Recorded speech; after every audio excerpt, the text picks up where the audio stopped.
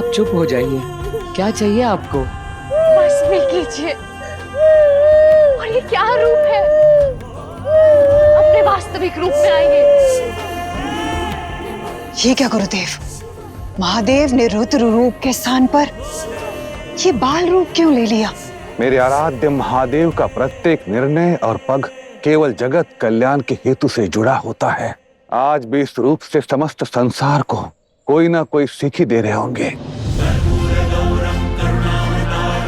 मेरे आराध्य महादेव के साथ चाहे कितने भी मतभेद क्यों ना हो, किंतु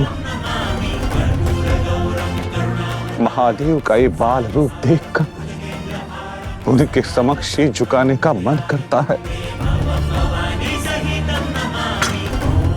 बाल रूप महादेव स्वरूप को असुर गुरु शुक्राचार्य का प्रणाम स्वीकार हो। आप लीजिए महादेव के बाल रूप का आनंद। मैं तो केवल इतना जानना चाहती हूँ कि महादेव अपनी भक्त की पुकार पर आएंगे, अपना कर्तव्य निभाएंगे या नहीं।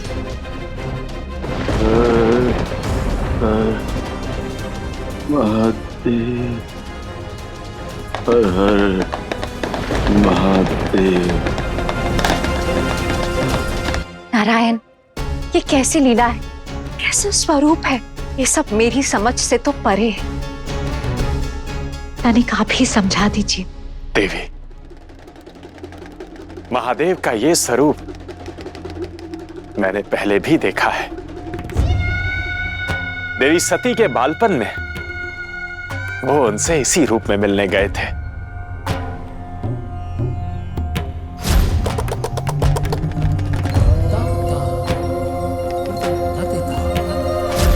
और आज उन्होंने पुनः वही रूप धारण किया है। और इस रूप को धारण करने का कारण स्पष्ट है। वो समस्त संसार को एक सीख देना चाहते हैं। कैसी सीख?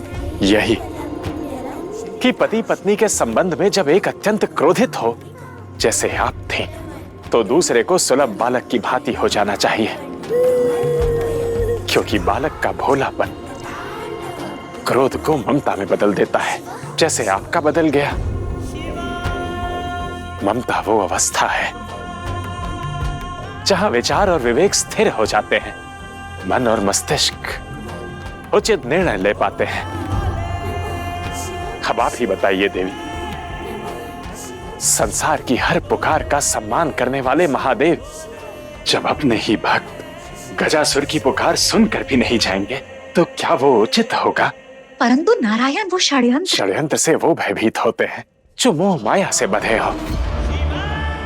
किंतु हमारे महादेव वो तो वैरागी है, हर मोह माया से परे है। आप ही बताइए, संसार के महादेव और उनकी शक्ति, भला वो किससे भयभीत हो सकते हैं? भय है नारायण, अपने शिव को सदा सदा के लिए खोने का भय। भय से बाहर आइए देवी। एक पुरुष के कर्तव्य और स्त्री की भावनाओं में सदा टकराव रहता है। हर जब पुरुष को उसके कर्तव्य से दूर किया जाता है तो वो रोता है, उसी भांति जैसे शिव रो रहे हैं।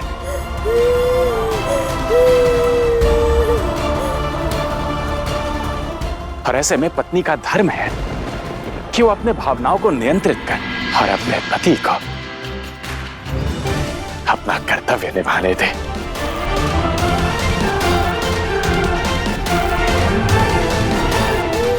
शांत हो जाइए महादेव।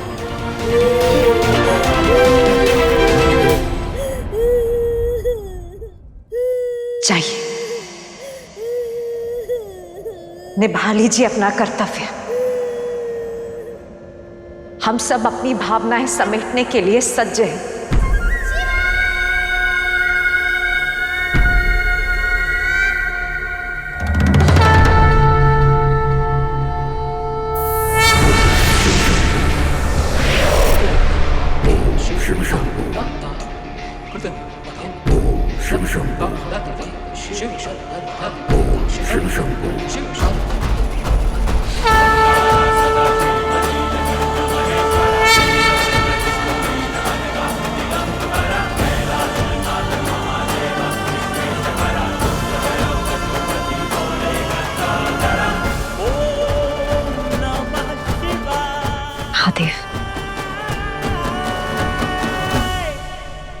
जाने से पहले मेरे भय का समाधान करके जाइए। यदि शुक्राचार्य का षड्यंत्र सफल हो गया तो, आप संसार से चले गए तो मेरा क्या होगा? हमारे परिवार का क्या होगा? क्या आज एक पत्नी की चिंता भी एक पति के पग नहीं रोक पाएगी? उत्तर दीजिए। देवी, हम शिव शक्ति हैं। उद्देश्य हमारा आधार है। भय से ग्रस्त होकर क्या हम अपने उद्देश्य से भटक जाएं या कर्तव्य को निर्वहन ही ना करें? जो भी एक बार सच्चे मन से शिव को पुकार लेता है, उसे फल अवश्य मिलेगा। फिर शिव की शक्ति भी अपने ही शिव को भयग्रस्त होकर कैसे रोक सकती है? कहिए।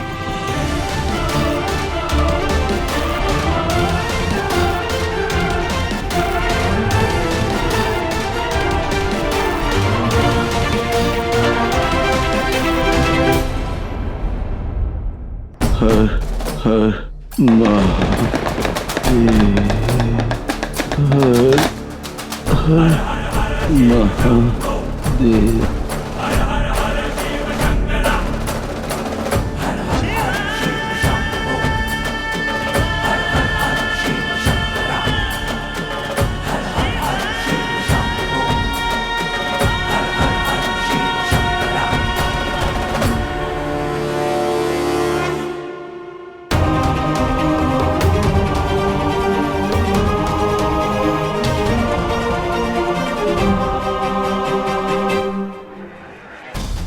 गुरुदेव, लगता है महादेव आ रहे हैं।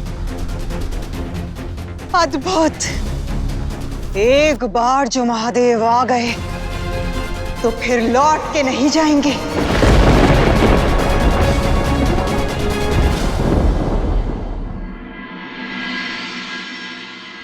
हर हर महादेव।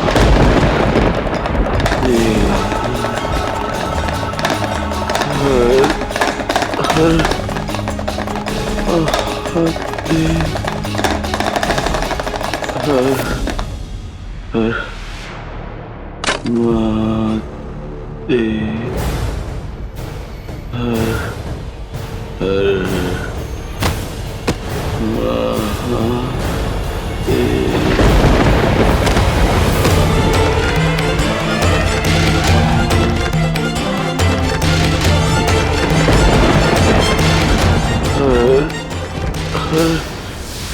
हर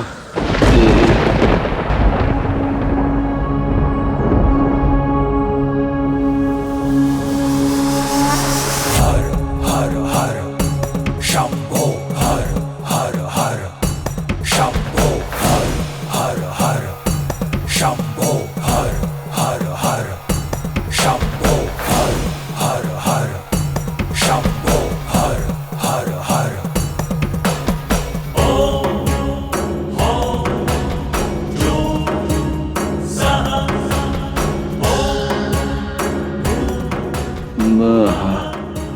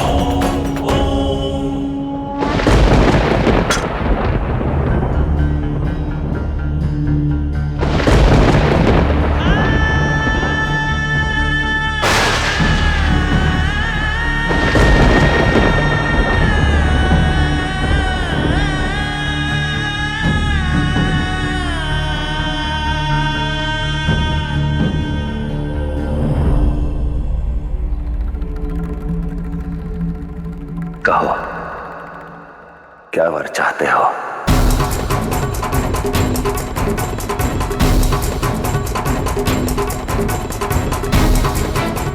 गजासुर जो वर मांगेगा उसी से शुक्राचार्य के षड्यंत्र का आवरण हटेगा। महादेव, पहले ये सुनिश्चित करें कि आपकी और मेरी ये वार्तालाप संसार में और कोई न सुन सके।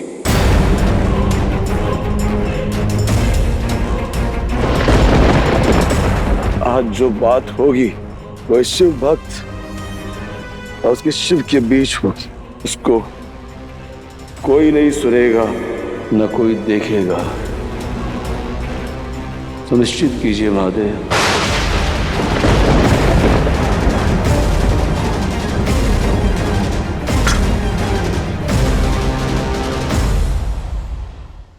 अवश्य।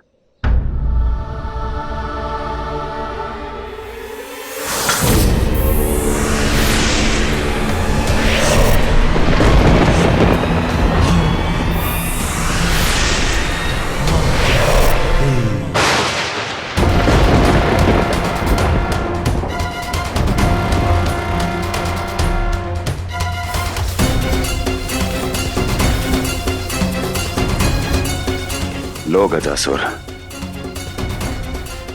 अब ना तो कोई हमें सुन सकता है और ना ही देख सकता है। मांगो, क्या वरदान चाहते हो? माता, गजासुर क्या कह रहा है? कुछ सुनाई नहीं दे रहा। और कुछ दिखाई भी नहीं दे रहा। यह आवरण महादेव का बनाया हुआ है, इसकी कोई काट नहीं। मेरी आपसे एक ही कामना है, आप कैलाश को छोड़कर, संसार को छोड़कर, सारे संबंधों को छोड़कर अपने ब्रह्म भक्त गजासुर के हृदय में वास कीजिए महादेव, वास कीजिए महादेव, वास कीजिए महादेव।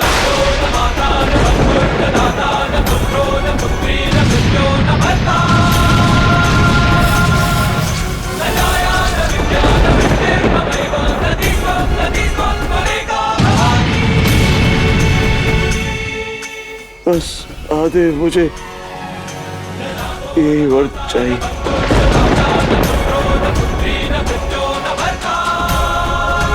अभी के अभी मेरे हृदय में समा जाइए महादेव।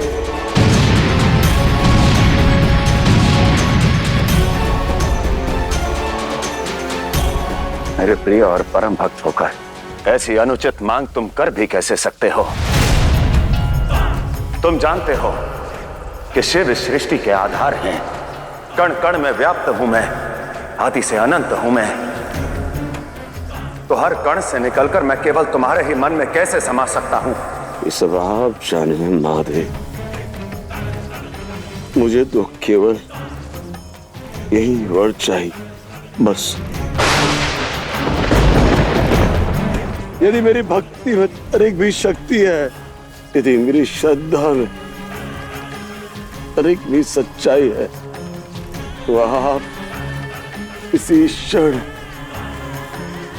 मेरे हृदय में समाएंगे, मेरे हृदय में समाएंगे।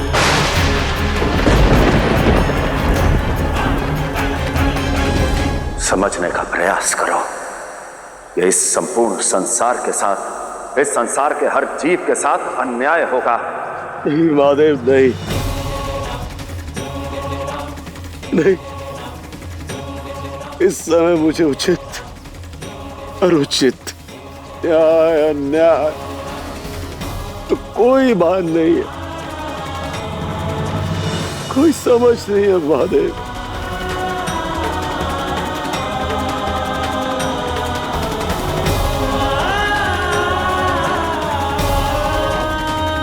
महादेव वो देखिए, सूर्यदेव कितनी तेजी से अस्त हो रहे हैं। इस समय मुझे केवल ये सूर्यदेव अपनी मृत्यु की ओर बढ़ते दिख रहा है महादेव, क्योंकि मुझे श्राप मिला है कि मैं सूर्यास्त तक मृत्यु को प्राप्त हो जाऊंगा। मैं तुम्हें श्राप देता हूँ, क्या सूर्यास्त होते ही तुम्हारे जीवन का अंत हो जाएगा।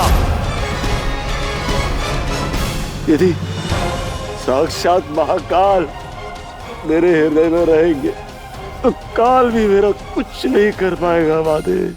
इसीलिए मेरी विनती स्वीकारिए और मेरे हृदय में वास कीजिए महादेव। महादेव मेरी विनती सुन लीजिए।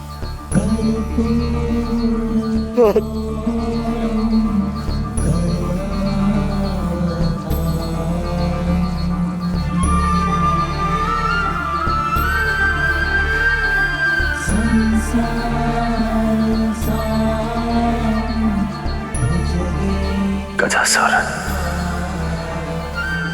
एक शिव भक्त तो हर भय से मुक्त होता है, फिर तुम्हें मृत्यु का कैसा भय? पुत्र, यदि भक्ति में भय आ जाए तो ना तो शुभ रहती है और ना ही कल्याणकारी। इसलिए भय को त्याग दो, अपनी भक्ति अपने शिव पर विश्वास रखो। ना जाने वहां क्या हो रहा है।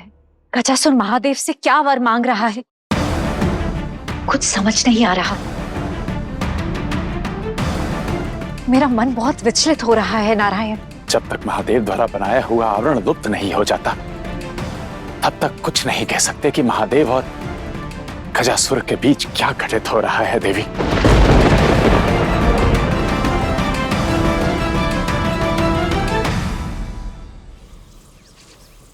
गुरुदेव, हमने जो दाव चला है वो फलित तो होगा ना?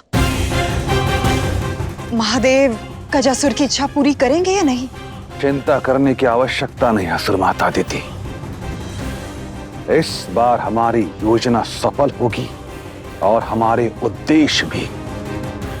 महादेव की विलीनता का मार्ग मैंने प्रशस्त कर दिया है।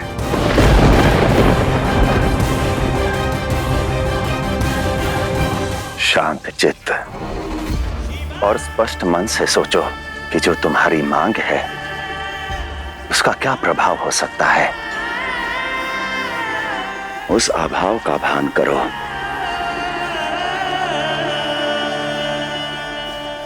जो शिव के इस संसार से लुप्त होने के पश्चात आएगा। चाहे कुछ भी हो जाए, महादेव को अपने मन में बसने के लिए मना लेना। वो मना करेंगे, किंतु तुम अड़िग रहना।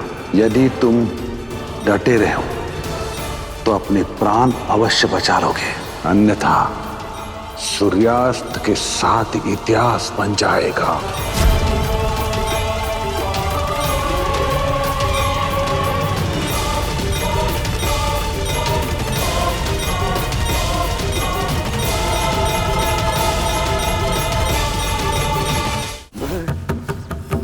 नहीं नहीं महादेव, आपको मेरे हृदय में बसना ही होगा। आपको मुझे वर देना ही होगा महादेव। यह अनुचित है गजासुर, समझो मेरी बात को। मैं ये नहीं जानता महादेव कि आप ये कैसे करेंगे, किंतु आपको ये करना होगा।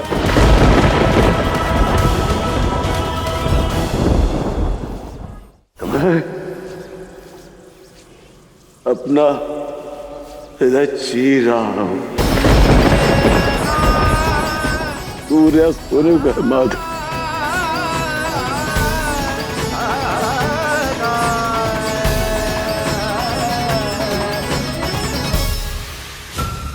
नहीं गजासुर, हर हर महादेव।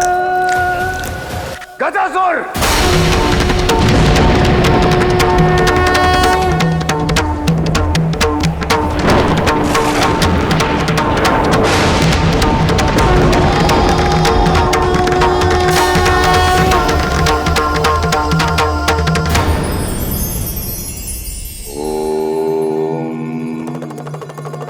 कलयुग की सबसे बड़ी विडंबना है मोह। धन, पद और संपत्ति से हम प्रभावित हो जाते हैं। हम अपने स्वभाव को सामने वाले के पद और संपत्ति के अनुसार ढालते हैं। स्वभाव हो तो केवल दीपक की भांति, जो राजा के महल में भी उतना ही प्रकाश प्रदान करता है जितना कि निर्धन की कुटिया में। वैसे ही हमारा व्यवहार, स्वभाव और आचरण भी किसी की दशा देखकर कभी नहीं बदलना चाहिए।